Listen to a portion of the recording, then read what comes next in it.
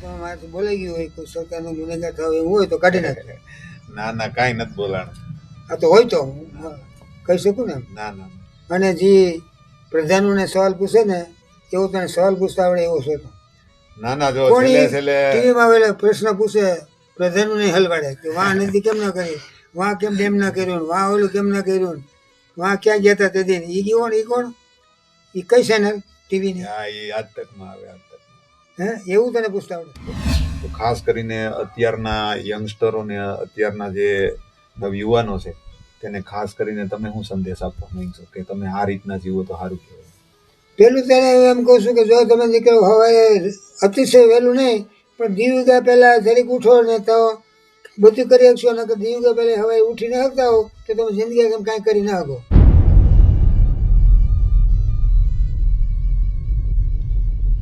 આપણો વારસો બ્લોગ્સમાં તમારા બધાનું ખૂબ ખૂબ હાર્દિક સ્વાગત છે.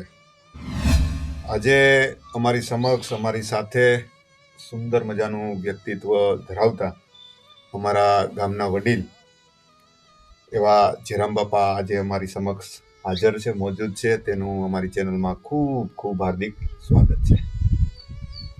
તો જેરામ બાપા એવા વ્યક્તિ છે જેણે આઝાદીના એ દિવસો પણ જોયા છે, એ સંઘર્ષમય માનવતાના દિવસો પણ એને જોયા છે, અને 21મી સદી કેવી રીતે ધીરે ધીરે આગળ વધી રહી છે તે પણ જેરામ બાપા જોઈ રહ્યા છે. તો ખાસ કરીને આજે જેરામ બાપા જે વડીલ છે તેની પાસે અમે ઘણા બધા પ્રશ્નો એવા લઈને આવ્યા છીએ કે જે પ્રશ્ન અમને એવું લાગે છે કે તેની પાસેથી જાણીએ અને તેનો ઉકેલ કંઈક અમને મળે તે માટે ખાસ કરીને જેરામ બાપા પાસે આજે આવ્યા છીએ. તો જેરામ બાપા, પહેલાનો સમય હતો, હા ત્યાં એકબીજા પ્રત્યે માણસને પ્રેમ હતો, હા અને લાગણી હતી, અને ક્યાંય પણ એવું લાગતું નહીં કે વેર છે, દ્વેષ છે, એવું કંઈ લાગતું નહીં. ને અત્યારના સમયમાં થોડોક સમય બદલાણો છે, એકબીજા પ્રત્યે એટલો બધો પ્રેમ રહ્યો નથી. તો એનું કારણ શું હોય છે? પરંતુ હું એટલું માનું છું કે તેની પહેલા એટલો મહાનુભાવ હતો કે ગામના મજૂરને ચોમાસામાં દરેક ખેડૂત પૈસા દઈ આવે હાતમ કરવા, પછી એ પૈસા મૂલમાં વારી લે. કોઈ દી એને રાંધવાની બીક નહોતી. અને એવી પ્રથા હતી કે ઘરે ઘરે માગવા આવે મજૂરના બેનું બાયું તો એ થેપલા આપે, લાડવા આપે, ગાંઠિયા આપે, બધું આપે. એવો માનો ભાવ તો હતો જ. ભાવ ઓછો થઈ ગયો એનું કારણ થોડુંક મશીનરી વધી, થોડુંક વિજ્ઞાન વધ્યું, અને થોડુંક માણસને ગમે ત્યાંથી દુઃખ આવે તો બધું જાતે હલ કરી લે છે. કોઈની જરૂર પડતી નથી. બધાને પાસે ખેતીના સાધનો છે, બધા પાસે ભણવાના સાધનો છે, બધાના મા બાપ વેટેબલ છે, પૈસા છે, એ બધાની સગવડતા છે, એટલે બીજાની બહુ જરૂર નથી પડતી. એમાં માણસની પડી નથી. પણ કુદરત થોડોક ભાવ ઘટી ગયો છે એ તો ઠીક નથી. દેશભાવ તો હોવો જ જોઈએ, માનવ ભાવ નહીં તો કાંઈ નહીં, પણ દેશભાવ તો હોવો જોઈએ. દેશભાવ નથી માણસ હોવો જોઈએ. કે ટૂંકમાં એવું થયું કે જેમ મશીનરી વધી, જેમ જેમ સમય બદલાણો, સમય આધુનિક થયો, એમ માણસાઈ પણ ધીરે ધીરે બદલાણી. પણ પહેલાના સમયમાં સંયુક્ત પરિવારમાં બધા લોકો રહેતા, હળી મળીને રહેતા, બધા કાકા હોય, બાપા હોય, ભાઈ હોય, બધા. અને અત્યારના સમયમાં કોઈ સંયુક્ત પરિવારમાં રહેતા નથી. સંયુક્ત પરિવારમાં રહેવું કોઈને ગમતું નથી. એનું કારણ રહેતા નથી એનું કારણ તો એક જ છે કે છોકરો પરણીને ઘરે આવી જાય એટલે એની આજીવિકાને માટે સ્વતંત્ર ઘણી છે. અને તેની પહેલાં એવું નહોતું. તેની પહેલાં બાપો રોટલો દે તે રોટલો આવતો, બીજે ક્યાંથી રોટલો કમાઈ ન આવતા. એટલે એમ નહીં, ભલે આપણો દીકરો હોય એના પ્રત્યે આપણે લાગણી હોય, પ્રેમ હોય, પણ અત્યારે એવું નથી લાગતું કે ક્યાંક ને ક્યાંક એવું લાગે કે મા બાપને મૂકીને એકનો એક દીકરો હોય તો એ સિટીમાં કે ગમે ત્યાં રહેવા વહી જાય. તો આ ખરેખર યોગ્ય કહેવાય? યોગ્ય તો નથી. દીકરો એમ જ માને છે કે એક જાતનું કારખાનું છે ને એમાંથી ઉત્પન્ન થયો. દીકરાને એમ નથી કે આ વ્યક્તિ છે, એમાં ભગવાન છે. એ એક દી નહીં હોય, એક દી હું નહીં હોય, એક દી મારો દીકરો નહીં હોય. અત્યારે હળીમળીને રહી તો દેશ આઝાદ થાય, આપણે આઝાદ થઈ, અને આપણું આખું ગામ આઝાદ થાય, એવી ભાવના નથી આવતી. હવે એ ભાવના તો ધીરે ધીરે આવે તો ભલે, બાકી આવતી તો નથી, કોઈ વાત આવે એમ નથી. અટાણે બાપ બજાર બેઠો હોય તો દીકરો ત્યાં નો બેસે, બીજે ઓટો બેસે. ટૂંકમાં એકબીજા પ્રત્યેની લાગણી ધીરે ધીરે ઓછી થાય છે. પહેલાના સમયમાં વધારે હતી. તમારા સમજી લો મમ્મી પપ્પા ઈ છે, માતા પિતા ઈ તમને બહુ સારી રીતે રાખતા, તમે એને ખૂબ સારી રીતે. મારા બાપુજી દેખતા મારા છોકરાને હું 15 વર્ષ થયો હેડ્યો નથી. એને તેડાય નહીં. હમ. એ આમ હાલ્યો જતો ને છોકરો કે ભટકાતો હોય તો ભટકાય, પણ મારે તેડાય નહીં. પછી મારો બાપો ઉઠીને એને તેડી આવે, હા. પણ મારે તેડાય નહીં એટલી મર્યાદા હતી. અત્યારે મર્યાદા અને ધીરે ધીરે ઓછી ઓછી થતી થઈ રહી ગઈ. છે. અને લાજ કાઢવી એટલે લાજ કાઢી એટલે શું થાય, સહન શક્તિ હમ. વધે લાજમાં, હા. અને ભાવના વધે ભાવના વધે. કે મારા જેઠ છે કે મારા હા સહન શક્તિથી બોલાતું જ નહીં. હા. અને મજૂર કામે આવે તો દીઠારું જોવાય નહીં ઇતિહાસમાં, એટલે હા. દીઠારું તો જોવે જ નહીં, આમ જોવે દીઠારું જોવે તો હું ખેડૂત દોરા કાઢે, એટલે એ બી એટલે છે. એનો મતલબ એવો થયો કે તમે જેટલી તમારા સંતાનોને તમે આઝાદી દીધી, જેમ જેમ આપણે આગળ વધ્યા હા ઈ ગયું. એમ એમ આપણી સંસ્કૃતિ ધીરે ધીરે આપણે ભૂલવા માંડ્યા. માંડ્યા. એવું થાય ને, એનો અને અર્થ એવો થાય. સંસ્કૃતિની જરૂર ન રહે એવું લાગ્યું. પણ અને સંસ્કૃતિ તો સંસ્કૃતિ છે. હવે ખાસ કરીને અત્યારના સમયમાં સોશિયલ મીડિયાનો જમાનો છે, એટલે કે મોબાઈલ બધા લોકો વાપરે છે, હા. ટીવી વાપરે છે, બધા આધુનિક સાધનો વાપરે છે. તો ખરેખર આનાથી અત્યારના સમયમાં અને પહેલાના સમયમાં શું ફેર લાગે તમને, કે આ યંત્ર આવવાથી કઈ ફાયદો થયો કે નુકસાન? યંત્ર આવવાથી આર્થિક તો ફાયદો ઘણો થયો છે, પણ માણસની જરીક અંદર ફરી જાય ને કે આ યંત્રથી જ આપણે સુખી થઈ, અને આ યંત્ર દેશે બનાવ્યું છે, દેશની શક્તિ છે આવા યંત્રો બનાવવાની, આપણી વ્યક્તિગત નથી. ને તમે અત્યારે પહેલાના સમયમાં મોબાઈલ કે એવું કઈ હતું જ નહીં. નહીં. બરોબર, અત્યારે તમે મોબાઈલ વાપરો છો. હા, તો ખરેખર આ તમે મોબાઈલ વાપરો છો, પહેલાના જમાનામાં અને અત્યારના જમાનામાં શું ફેર લાગે તમને? આ મોબાઈલ થી આમ સારું લાગે? મોબાઈલથી સારું તો ઘણું છે. હા. આર્થિક સ્થિતિ લાભ છે, શરીરનો સમય બચે છે, અને સરકાર નોકરીયાતે પકડાઈ જાય છે. નોકરીયાત અંગૂઠો દઈને ઓફિસમાં જાય છે, અંગૂઠો એનો તો આવે ને, રજા લઈએ અંગૂઠો દઈએ. નોકરીયાતને ટાઈમ પકડાઈ જાય છે, અને નોકરીયાત ક્યાંય છટકી શકતા નથી. કોમ્પ્યુટર આવ્યું એટલે કોમ્પ્યુટરમાં જમા થઈ ગયા પોસ્ટમાં રૂપિયા, એટલે છટકી ના થાય. એટલે પેલા કરતા ટૂંકમાં આધુનિક જે બહુ છે એનો બહુ ટૂંકમાં આગળ છે. ફાયદો થાય છે, પણ નવા દેશને ફાયદો થાય. અટાણે નવા એ લાગે છે કે આટલું સરકારે કર્યું છે તો પબ્લિકને કેમ થતું નથી કે મારો દેશ આ આગળ પડતો ગયો છે અને હું એમાં કપટ ના કરું. પણ એમાં એવું છે, તો જયરામ બાપા, કે પેલાનો સમય હતો ને એ થોડો પ્રેમ ભાવ વાળો હતો, દેશ પ્રેમ વધારે હતો. અત્યારનો સમય એવો છે ને, અત્યારની જનરેશન છે ને, એને એવું કઈ જોયું નથી કે ભાઈ અમારા જે કઈ આઝાદીના લડવૈયા હતા, ક્રાંતિકારીઓ હતા, એને કેટલી મહેનત કરી, કેટલી કુરબાની આપીને આ દેશ ઉભો કર્યો, એને એ નથી ખબર.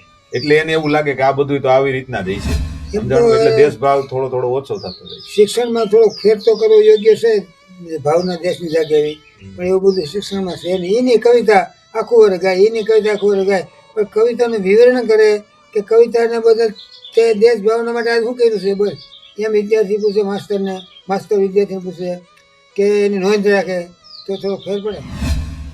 ધર્મ ઉપર ઘણી બધી લડાઈ થતી હોય, હા. રાજકારણ થતું હોય, હમ. અને ખરેખર ધર્મ આપણા માટે કેટલો જરૂરી છે અને આધ્યાત્મિકતા આપણા માટે કેટલી જરૂરી છે? ધર્મ જરૂરી છે થોડી થઈ આપણે માની લીધું સાચું. હમ હમ. એટલા બધા ધર્મની જરૂર નથી. પહેલું તો આપણે આપણા પરિવારમાં જો ડાયા ન હોય ને તો ગામમાં ડાયા ધરા થાય છે નકામું છે. આપણે આપણા ગામમાં ડાયા ન હોય તો તાલુકામાં ડાયા થઈ નકામું.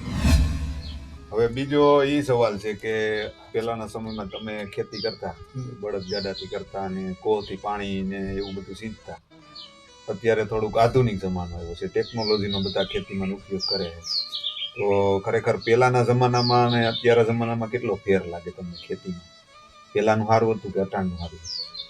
હજી તો 5-10 વર્ષ સુધી તો ખાતર ને દવાથી ઉત્પન્ન વધુ થાય. જ્યારે 5-10 વર્ષ પછી જમીન હવે વાસ થઈ જાય ને ત્યારે ફેર પડશે. હજી તો 5-10 વર્ષ સુધી એમને વધુ દવા છેટી જાય, વધુ ખાતર નાખી દઈએ એટલે ઉત્પન્ન તો થવાનું છે. એટલે તમારું એમ કહેવાનું છે કે અત્યારે જે આપણે રાસાયણિક દ્રવ્યનો ઉપયોગ કરીએ છીએ એનાથી ભલે આપણે ખેડૂતને ફાયદો થાય છે, ઉત્પાદન થાય છે, એનાથી પૈસા આપને વધારે મળે છે, પણ છેલ્લે જોવા જાય તો એની નુકસાની આપને છેલ્લે એટલે હજી 5-10 વર્ષ પછી નુકસાની થાય, પણ અટાણે છોકરાનો વરા કરવા, છોકરાઓને ભણાવવા તે કરવું બધું ક્યાં જવું?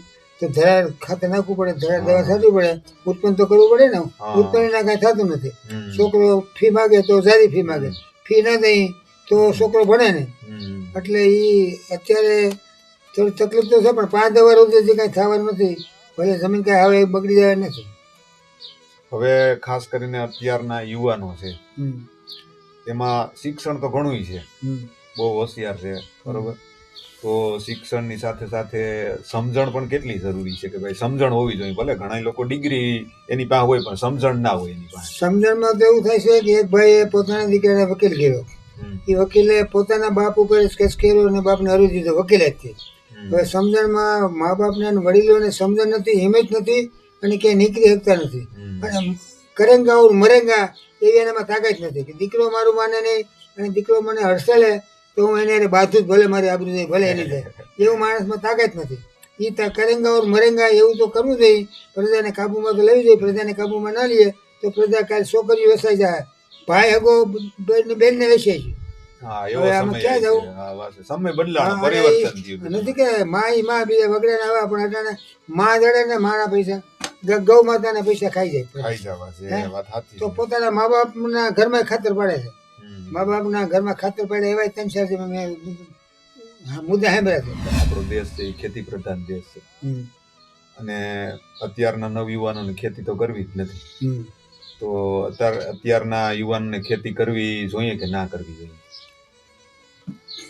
ખેતી તો કરવી જોઈએ. ખેતી વિના કંઈ થવાનું નથી. અને ખેતી વિના ખેડૂતનો દીકરો બહુ બુદ્ધિશાળી એટલો ફેરવો નથી કે મુંબઈ રહેવું લે કે રાજકોટ રહેવું લે કે અમદાવાદ રહેવું લે કે બધું પારંગત થઈને ફરીને આગળ વયો જાય. આગળ ન જાય પછી એમ આગળનું ઓછું થઈને આગળ વયો જાય છે. પણ ત્યાં કરજ કરીને અહીં જમીન વેચે બાપો પૂરું થાય, ગામડે આવે પાછો બાપો જમીન વેચેથી પૂરું થાય છે એવું કરજ કરીને આવે છે. એટલે ધીરે ધીરે પગથિયા નથી ચડવા અને એકદમ સલાંગ મારવી. સલાંગ મારવા ખોટું છે. આપણે દાફ આવડી છે અને સલાંગ મારી 8 ફૂટની તો ના હાલે ને. એટલે એ તો ખોટું છે. ખેતી કરવી જ જોઈએ. અત્યારના સમયમાં ખાસ કરીને યુવાનો છે એ ગેરમાર્ગે વધારે દોરાઈ જાય છે કે ભાઈ દારૂના રવાડે ચડાવી જાય, ખરાબ સંગત થઈ જાય છે. તો ખરેખર એમાં અત્યારના મા બાપ એને સંસ્કાર નથી આપતા. એનું કારણ શું છે? આ સંગત કેમ ખરાબ થઈ જાય, ગેરમાર્ગે કેમ દોરાય? મા બાપ સંસ્કાર તો આપે તો છે. મા બાપને દીકરો વાલો તો હોય, દીકરો ગુણી થાય તો હોય, પણ મા બાપમાં જેમ મેં કીધું એમ કે મા બાપે વકીલ કર્યો તો વકીલ થઈને એને સામો લેડો કેસ અને એને હારી દીધો. એમ મા બાપની અસર દીકરાને થાય એવી મા બાપમાં તાકાત નથી. એને સમજાવી નથી, તાકાત નથી. તાકાત નથી છે કે ભાઈ મારો દીકરો કઈક કરી નાખશે, બીક લાગે. અને અભણ છે ને મા બાપ, મા બાપ થોડાક લાગણીશીલ છે. અત્યારે આ બધા લોકો છે એને ગામડામાં રહેવું નથી, શહેરમાં બધાને રહેવું છે. તો ગામડા તૂટવાનું કારણ શું કે બધા કેમ ગામડું મૂકીને કેમ શહેરમાં વહી જાય, સિટીમાં રહેવું ગમે છે બધા? તૂટવાનું કારણ તો એક તો નોકરીઓને એટલો પગાર છે ને કે આવક જાવ ઘડિયું કાઢે તો પૈસા ખૂટતા નથી. તો ભલે હાલો કે એને નોકરી હોય એની પાસે હોય, પણ ઘણા માણસ પાસે કઈ છે નહીં, છતાંય એને ગામડે રહેવું નથી, એને સિટીમાં રહેવું છે. હાલો તો એનું કારણ શું? ધંધો તો સિટીમાં મળી જાય. ધંધો મળી જાય પણ ખરેખર ગામડું બધાને ગમતું નથી. એનું કારણ તો હજી મળતું નહીં. ગામડામાં હકીકતમાં મજા આવે રહેવાની કે સિટીમાં મજા આવે રહેવાની? પણ તમારા નજરિયેથી તમને જો ઘોડા ફરે ત્યાં ન રહેવાય, પાણી ફરે ત્યાં રહેવાય. એની ઘોડે જ્યાં પેટ ભરે ત્યાં જવું પડે. પેટ ભરાય એ વાત છે. આપણે એમ નથી કેતા પરિવર્તન જરૂરી છે, એટલું પેટ ભરાતું નથી ગામડામાં. પણ ઘણા માણસોને અત્યારે આપણે જોઈએ છીએ કે ભાઈ પોતે ખેતી પોતાની ગામડામાં છે. હું પણ ઘણા માણસોને જોઉં છું કે ખેતી કરવા જુનાગઢ રહે છે, બરોબર, ખેતી કરવા તમને કહું ગામડે આવે છે, પાછા સાંજે તમને કહું જુનાગઢ વહી જાય છે. તો એને હકીકતમાં ગામડું ત્યાંથી 10-15 કિલોમીટર એને ટ્રાવેલિંગ કરીને ગામડે આવવું છે, છતાંય એને રહેવું છે સિટીમાં. એનું કારણ શું? થોડુંક સિટીમાં રહેવાથી સંબંધ થઈ જાય છે, થોડુંક સિટીમાં રહેવાથી આધુનિક વાતાવરણ મળે છે, જનરલ નોલેજ આવી જાય છે, અને ક્યાંક એવું મળી જાય ને તો હકમાણી થઈ જાય છે. ટૂંકમાં ખાસ કરીને તમારા છોકરાઓને આગળ સારી રીતે તમે એનો ઉછેર કરી શકો, શિક્ષણ સારું આપી શકો. અને ખાસ કરીને તમે કેમ સંબંધમાં પણ તકલીફ થાય છે કે અત્યારના નવયુવાનોનું ગામડામાં રહેતા હોય સંબંધ નથી થતો, એને હિસાબે મજબૂરી છે મા બાપની કે ફરજિયાત સિટીમાં જવું પડે. અને પહેલાના સમયમાં પૈસાનું કઈ મહત્વ નહોતું, એકબીજા અવરા લેતી દેતી કરી લેતા, વિનિમય પ્રથા હતી. તો અત્યારે ખાસ કરીને પૈસાનું કેટલું મહત્વ ગણાય? અત્યારના સમયમાં પૈસા કમાવું કેટલું મહત્વનું ગણાય? કમાવું તો મહત્વનું કોઈ ના માટે, કમાવું તો માટે કમાવું તો જોઈએ, કામ કર્મ વિના કઈ મળવાનું નથી. સંતોષ એવો જોઈએ. સંતોષ તો આપણી શક્તિ ન કરતા હોય તો જ ન્યા સંતોષ આવે. તારી શક્તિ છે, તું સવાર ધ્યાન કામ કરી છું, એમાં સંતોષ મેળવ્યો તો ના હાલે ને. તારી શક્તિ ન હોય કે હવે મને સોડા મળી જાય છે, સંતોષ રાખું તો સંતોષ રખાય. પણ શક્તિ છે અને હવે ચેસડા કરો ને આજનું મૂલ્ય એવું વાપરી લઉં દાદી, એમ સંતોષ ના રખાય. માણસની પરીક્ષા કરવી હોય ને તો એને એના બાપે શું આપ્યું, ત્યાંથી એને કેટલું વધાર્યું, એ પરીક્ષા થઈ ખબર પડે. મેં 36 વર્ષ ખેતી કરી મેં એકલાએ. મારા બાપે મને જે આપ્યું એ મિલકત છોકરાને હું તમને દઈ દઉં. બાપો હજી બેઠો હતો, મારા બાપા બેઠા હતા. તે પછી મેં એ જમીનમાંથી જે મેં ઉત્પન્ન કર્યું હમ. એટલું મને દઈ દો તમારે ખાતે કરી દઉં. હવે બધાયથી મહત્વનો સવાલ છે અને મને વધારે આ સવાલ કરવો તમને ગમે કે અત્યારે ધીરે ધીરે કોર્ટ મેરેજ વધારે થતા જાય છે. હમ. કાયદેસર રીતે લગ્ન ઓછા થાય છે હમ.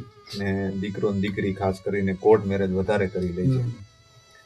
તો જ્યારે કોર્ટ મેરેજ કરે છે તો કોર્ટ મેરેજ એ જો કે સારા જ કહેવાય, પણ એકબીજાની મરજીથી લગ્ન કે વિવાહ કે મેરેજ થતા હોય તો ખરેખર સારું લાગે. કોર્ટ મેરેજ કરવાથી ઘણા બધા મા બાપ એવા હોય છે કે દીકરી ઉપરવટ થઈને લગ્ન કરતી હોય છે, દીકરો ઉપરવટ થઈને લગ્ન કરતો હોય છે. તો ખરેખર આ જે કોર્ટ મેરેજ થાય છે એ ખરેખર આપણા જે બાળકો છે તેને સંસ્કાર આપવામાં આપણી કઈ ખામી છે કે આ અત્યારે ખરેખર આ સમય બદલાણો છે એના હિસાબે આ થાય છે? કુદરત તરફથી નર નારીમાં એવું આકર્ષણ છે કે તરું કે મરું, પણ પૂર ઉતરીને સામે કાંઠે બૈરા છે એને પકડી લો. તો બૈરા એમ કે તરું કે મરું, પણ પૂર ઉતરીને સામે કાંઠે પુરુષને પકડી લો. એ તો કુદરતે મહાન તાકાત આપી છે, પણ એ તાકાતથી બે કુટુંબનું વિખવાદ થઈ જાય છે અને ઝેરના ઢગલા થઈ જાય છે અને ધણોતપણું થઈ જાય છે. તો એના માટે સરકારે કાંઈ ને કાંઈ ગોતી દેવું પડે કે મા બાપની સહી વિના લગ્ન નહીં થાય. હા, એવું કંઈક હોવું અને જોઈએ. મા બાપની સહી વિના કોઈને ઉપાડી ગયો એટલે 10 વર્ષની જેલ કે 5 વર્ષ જેલ કંઈક હોવું જોઈએ. તો સરકાર પોતાના નિયમોમાં તો કંઈ સુધારો ના કરતા હોય તો આપણે કાંઈ કરી ના શકીએ. એવા કાયદા છે, પણ કાયદાનું જ્ઞાન પ્રજાને લેવા માટે કાંઈ મફત પુસ્તક દેવું જોઈએ, કાંઈ ઇનામ દેવું જોઈએ, કાંઈ પરીક્ષા થવી જોઈએ. તો કાયદાના જ્ઞાનથી તો ઘણું હાલે. પ્રોત્સાહન પૂરું પાડવું પ્રોત્સાહન જોઈએ, પૂરું એના પાડવું માટે જોઈએ. કાનૂન ટૂંકમાં સમજાય એ રીતે. જેમ માહિતી અધિકારી છે એમ કંઈક એવું હોય. અને એમાં ગામમાં ઇનામ ને એકવાર એવું ઇનામ આપ્યું હતું કે ઉપરથી સાહેબ આવ્યા હતા, બધી બાઈઓને ઘર જોયા, કેનું ઘર ચોખ્ખું સણાર જેવું છે, એ ઉપરથી એને ઇનામ આપ્યું હતું. હવે ખાસ કરીને અત્યારે તમારા બાળકો હોય એને તમે એકદમ લાડથી કોડથી ઉછેર્યા હોય, તમને તમારું બાળક બહુ વાલું હોય અને ઘણા બધા સંઘર્ષો તમે કર્યા હોય, કાળી મજૂરી કરી હોય અને તમારા બાળકને તમે ભણાવી ગણાવીને એને આગળ તમે લઈ આવ્યા હો અને બાળક જ્યારે સક્ષમ થઈ જાય, મેરેજ થઈ જાય, સારા ધંધામાં સેટલ થઈ જાય, ત્યારે એને મા બાપ નથી ગમતા. મા બાપ પ્રત્યેનો પ્રેમ ધીરે ધીરે ઓછો થતો જાય છે. એનું કારણ કેમ કે મા બાપ એને ગમતા નથી? એમાં તો કોઈ કારણ તો હોતું નથી, પણ મા બાપની શક્તિ જ ઘટે છે અને સરકારનો સહકાર ઘટે છે. એવું છે. સરકાર એમ કહે કે મારે ઘરે ફરિયાદ લેવા આવી જોઈએ 80,000 રૂપિયાનો થાય એટલે એ ફરિયાદ કરે જઈ શકે કોર્ટે? કોર્ટે ન જઈ ના શકે. જઈએ. મને હું 80 વર્ષ છે ને હું અરજી લખી દઉં ને બેંકમાં તો મને ઘરે લેવડ દેવડ કરી દે. એમ સરકારને ઘરે ફરિયાદ લખવા આવી જોઈએ. જો અમે ત્યાં જઈએ તો અમારી શક્તિ નથી, હાલતા હાલતા પડી જઈએ અને કાં બીજા દાંત કાઢે તો અમારું હૃદય બેસી જાય. પણ સરકારને પડકારો કરવો જોઈએ કે જેને હગો દીકરો ખોરાકી નથી દેતો એની મિલકત પહેલાં હું જપ્ત કરી લઈને પછી બીજી ન્યાય ઉતારી. જેમ નથી કે તે એક્સિડન્ટ કર્યો તારી મોટરસાઇકલનું તો પહેલાં તને મોટરસાઇકલ પકડી લઈએ પછી બીજી વાત. એમ જે દીકરો મા બાપને ખાવા ન દેતો હોય કે મા બાપને ભેગો ન રહેતો હોય, મા બાપની ફરિયાદ આવી હોય એને પહેલાં એક્સચેન્જ કરી દો. અને એ દીકરાના નોકરી સરકાર આપે તો એમાંથી 5% મા બાપના ખાતામાં જાય. એ દીકરાને સરકાર સબસિડી આપે તો 5% મા બાપના ખાતામાં જાય. એ દીકરાને સરકાર ભણાવવા માટે સહાય આપે તો એમાં 5% મા બાપના ખાતામાં જાય. તો પૈસા આવે એટલે આફેડો મા બાપ બુદ્ધિશાળી થાય અને ઓલો સાનુમુનો રહીએ અને એની બાયડી સાનુમુની રહીએ. અને જેને અત્યારે પેન્શન આવે છે એની બાયડી અને એનો છોકરો બે હપીને રહીએ છે કે બાપાના પેન્શનથી આપણે બે નફીએ છીએ, સાનુમુની રહે ને તો બાપા પેન્શન નહીં જઈએ. તો એવું જ્યારે શરૂઆતમાં મા બાપ જે સહાય આપે એ પેન્શનના રૂપમાં અને એના ટકા 5% હું તો કહું છું, પણ 10% મા બાપના ખાતામાં નાખી દઈએ તો કાંઈ કરતાં કાંઈ ઓલા આફેડા પૂછે. હવે છોકરો એમ કહે છે બા તમને કાઢી મૂકું, વહુને કાઢી મૂકું, તમે કેમ કરો? હવે શું કહે બા? તો બાને કાઢી મૂકે તો વહુ રહે છે, નકર વહુ નથી રહેતી. વહુ નથી રહેતી, વહુ 5 વર્ષ એમણે જાય તો એને કોઈ ખાઈ જવાના તો હાવ રહે જિંદગી. હવે એને બાને કાઢી વાનો પ્રશ્ન આવે છે ને. વૃદ્ધાશ્રમ ધીરે ધીરે વધતા જાય છે, બરોબર. વૃદ્ધાશ્રમમાં લોકો પોતાના મમ્મી પપ્પાને મૂકી આવતા હોય છે અને એની મિલકત એને બધાને જોતી હોય પણ મા બાપને રાખવા નથી. આ એક મોટો પ્રશ્ન છે. અને સરકારને કોર્ટમાં ધક્કા ધક્કા ધક્કા ધક્કા ધક્કા ધક્કા ધક્કા ધક્કા બીજી વાત જ નથી. એની કરતાં તો સરકાર એમ કહે કે તમે ધક્કો ખાવમાં તમારા ગામની પંચાયતમાં 100 રૂપિયા જમા કરી આવજો. અહીં ધક્કો ખાવો જોઈએ 100 રૂપિયા જમા કરી આવજો. તો અહીં તો 100 રૂપિયા રહે, ઓલું ધક્કા ખાઈ જુનાગઢ 200નો ખર્ચ થાય અને બે સરકારની તો પાસેથી જાય આપણી પાસેથી જાય. ઓલું 100 રૂપિયા સરપંચ પાસે તો જમા થાય, ગામના કામમાં વાપરે. જેને કોર્સ કેસ આખો હોય તો એવી રીતે આકે તો શું નડે. ના ના, એ વાત તો બરોબર છે, પણ ખરેખર જો આ તમારી પાસે આમાં આવ્યા અને ઘણી બધી તમારી પાસેથી જૂની વાતો બધી સાંભળવા મળી, તો ખરેખર તમે જૂનો જમાનો પણ જોયો છે ને અત્યારનો સમય પણ તમે જોયો છો, તો ખાસ કરીને અત્યારના યંગસ્ટરોને, અત્યારના જે નવયુવાનો છે તેને ખાસ કરીને તમે શું સંદેશ આપવા માંગશો કે તમે આ રીતના જીવો તો સારું કહેવાય? પેલું તો એને એમ કહું છું કે જો તમે દીકરો હવે અતિશય વહેલું નહીં, પણ દીવગા પહેલાં જરીક ઉઠો ને તો બધું કરી શકશો. ને કે દીવગા પહેલાં હવે ઉઠી ન શકતા હો તો તમે જિંદગી તમે કાંઈ કરી ન શકો. તમને પરિશ્રમ સારો પરિશ્રમની હૂંક હોય તમને તો તમે કાંઈ કરી નહીં શકો. તમને તમારા પરિવારની હૂંક હોય તો કાંઈ નહીં કરી શકો. આપણા ગામમાં 7-8 જણા એવા છે કે વાઇપરાજ કર્યા પછી જમીન વેચ નાખી. 7-8 જણાના છોકરાને ભેગા કરીને બધા વિશે કેવડાવવું જોઈએ કે અમારા બાપે તો જમીન વેચી નાખી છે, તમારા બાપો ન વેચે એવા તમે રહેજો, નકર તમારો બાપો વેચી નાખશે તો હાવ ધ્યાન થાઓ, થોડું બાપુજીને માનજો. નકર બાપાને ખીસરસિયાને જો મિલકત નહીં રાખે ને તમારે પૂરું પેટ ભરવા માટે તો પેટ માંડ ભરી શકશો. થોડું કડક થવાનું. અને હવે વાલી શું કામ પૈસા રાખવા માંડ્યા? છોકરા હરામી થયા એટલે મારી પાસે આટલા પૈસા માને થોડાક હોય. હવે મારા છોકરો મને દેતો નથી માગું એટલે તો હું એને દઉં નહીં. નકર એમ કહે બાપુજી એક દુકાન છે ખરેખર ઓછી પાઘડી મળે છે, હું દુકાનમાં વેપાર તમને દઈ દઈશ, અને મને એનું જન્મથી જ કાળજે પાણી હોય તો હાલે લઈ જાને, એકના બે ક્યાં થઈ જાય. હું એ ન દઉં કારણ કે એ દેવાનો નથી. તો છોકરાએ આબરૂ ન રાખી એ છોકરાને નહીં દે.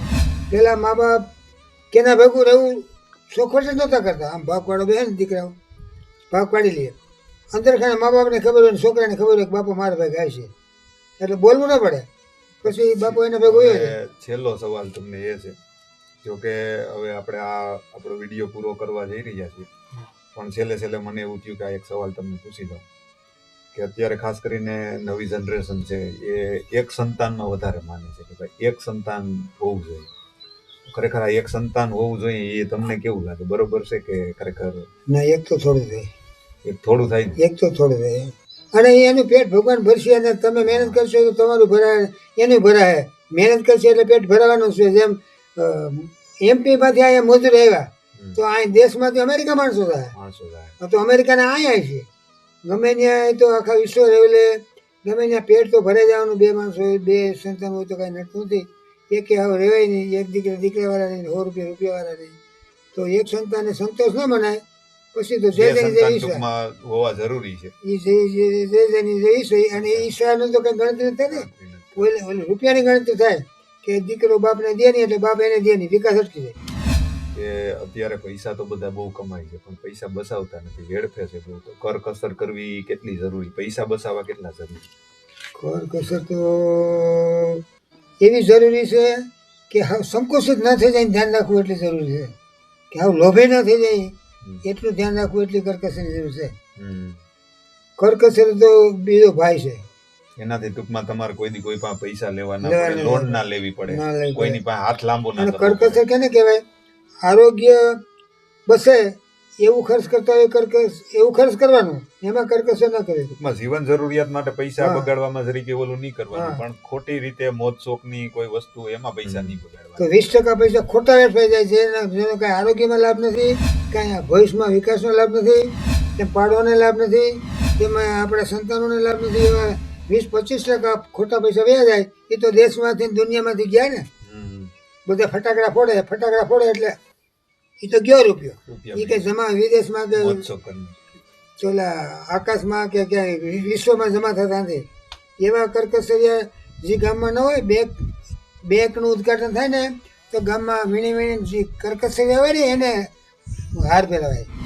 આ તો ગામમાં રૂપિયાવાળાને હાર પહેરાવાય. ટૂંકમાં કરકસર જે લોકો કરતા હોય એને ટૂંકમાં માણસો અલગ નજરથી જોતા હોય છે, પણ ખરેખર કરકસર કરવી બેંકની જરૂરી છે. સ્થાપના થઈ તમે કીધું હતું કે સાહેબ તમે સન્માન કરો છો, તમારે આમાં બેંક કરવી જાય, તમારે ભલે કરવી, તમે સન્માન કરો છો, પણ જે કરકસરિયા થઈને પૈસા બસાવ્યા છે, હવે 7-8 જણા છે, 7-8 જણા નામે મેં લીધા હતા, એને તમે એક લાઈન ઉભા રાખીને એને હાથ તોડા પહેરાવો. એને ટૂંકમાં મહત્વનું કામ કર્યું, સારું કામ કર્યું, એને સન્માન દેવું જોઈએ. જેને કરકસર કરશનભાઈ લગઝરી કોઈ ખોટો ખર્ચ કર્યો નથી, દેવડાભાઈ રાઘવે ખોટો ખર્ચ કર્યો નથી, એવા 7-8 જણા છે. નિરતિ યાદ આવે ખોટો ખર્ચ જ નહીં, ગમે એટલો ટાઈમ બગડે તોય. અર્જુનભાઈ માંગજોડે ખોટું ખર્ચ કર્યું નથી, રાતે ખેતરમાં બોયડી ખોદતા રાતે મહેનત દિવસના મહેનત મૂલે જાય.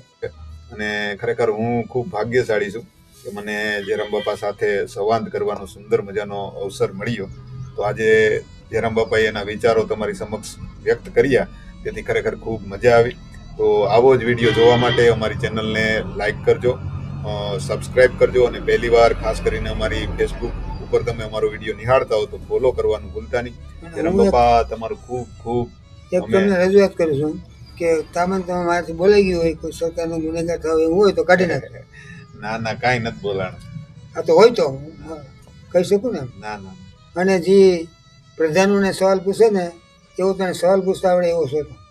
ના ના જો કોણી છેલ્લે ટીવીમાં આવેલા પ્રશ્ન પૂછે પ્રધાનોને હલવાડે કે વાં નદી કેમ ના કરી, વાં કેમ ડેમ ના કર્યું, વાં ઓલું કેમ ના કર્યું, વાં ક્યાં ગયા હતા તે દિન. એ કોણ એ કઈ ચેનલ ટીવીની? હા એ આજ તકમાં આવે, આજ તકમાં.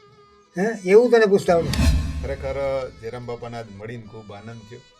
અમારા વડીલ છે એની છત્રછાયા નીચે અમે ઉછર્યા છીએ, મોટા થયા છે, ઘણું બધું એની પાસેથી શીખો છું. તો ખરેખર આજે મારું પહેલું આ ઇન્ટરવ્યૂ હતું જયરામ બાપા સાથે.